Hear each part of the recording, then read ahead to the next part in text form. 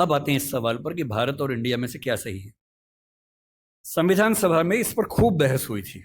यह हमारे संविधान का अनुच्छेद 1 है और उसमें लिखा हुआ है, India that is Bharat shall be A union of states. बड़ी इंटरेस्टिंग बात है कि उस समय डिबेट थी कि भारत का नाम भारत रखें या इंडिया रखें। कुछ लोगों ने आर्यव्रत भी कहा, आर्यव्रत कहा, कुछ ने हिंदुस्तान कहा, सब नाम चले। अंत में सहमति बनी कि नहीं, भारत और इंडिया ही ठीक है। नेहरू जी ने खुल के तो नहीं, पर नेहरू जी के पर्सपेक्टिव से जो बात वहां पर ज्यादा आई वो ये थी कि हमारे संविधान के बनने की प्रक्रिया में जो बहुत सारे एक्ट थे जो अंग्रेजों ने बनाए थे, जैसे इंडिया इंडिपेंडेंस एक्ट 1947 का है, 1935 का एक्ट था, उन सब में इंडिया का इस्तेमाल था। उस समय के भारत की तरफ से जो समझौते अंतर्राष्ट्रीय थे उन सब में इंडिया नाम था। पश्चिम की दुनिया हमें इंडिया के नाम से जानती थी, अमेरिका हो, फ्रांस हो, कोई भी हो, सब इंडिया जानते थे। नेहरू जी का मिजाज जो था वो ये भी था कि हमें ग्लोबल पर्सपेक्टिव में चीज़ों को देखना है, पूरी दुनिया से संवाद करना है, क्योंकि उनकी रुचि अंतर्राष्ट्रीय मुद्दों में ज़्यादा थी, बहुत ज़्यादा थी। मेरे ख्याल से इन सब वजहों से तय हुआ कि हम अपना नाम इंडिया रखेंगे, पर इंडिया के बराबर महत्व भारत का भी रहेगा। तो लिखा गया India that is Bharat. India जो कि भारत है, राज्यों का एक संघ होगा। 4 दिन पहले की बात है, मैं हॉलैंड में एक टैक्सी में बैठा हुआ था। इंटरेस्टिंग मत सोच के देखिए, टैक्सी का ड्राइवर मोरक्को का रहने वाला था।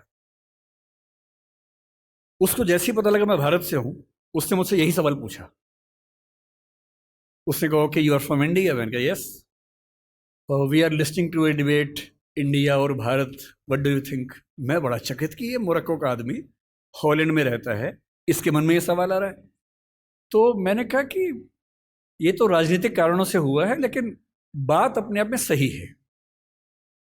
मैंने कहा जैसे बॉम्बे मुंबई हुआ, मुझे खुशी हुई, क्योंकि मुंबई की आबादी के लिए मुंबई में जो मजा है वो बॉम्बे में नहीं है।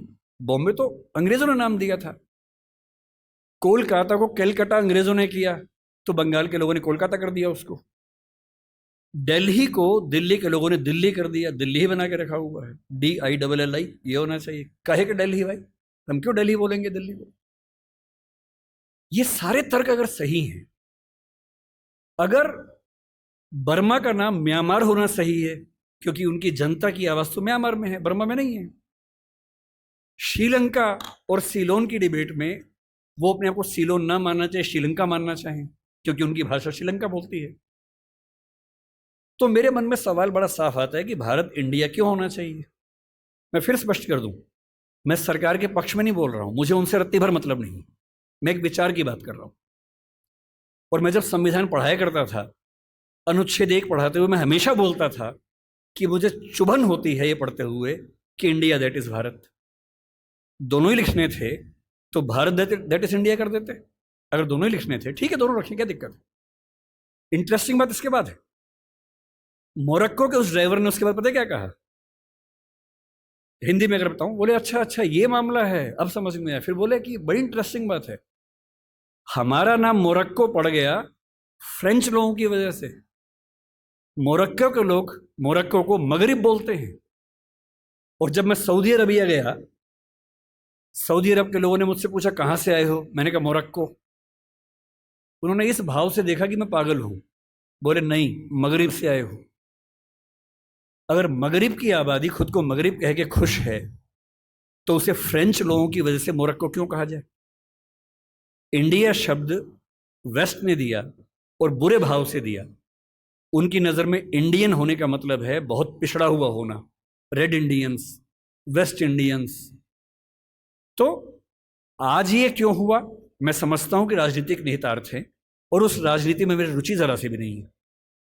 लेकिन ये आज हो या कभी भी हो, मैं इस पक्ष में हूं कि देश का नाम देश की भाषा में होना चाहिए और देश की भाषा भारत के पक्ष में है। आप इंडिया भी रख लीजिए, इंडिया दैट इज भारत के बदले भारत दैट इज इंडिया मेरी पहली पसंद होगी। मुझे इंडिया से दिक्कत नहीं है, पर भारत मेरी पहली मोहब्बत है।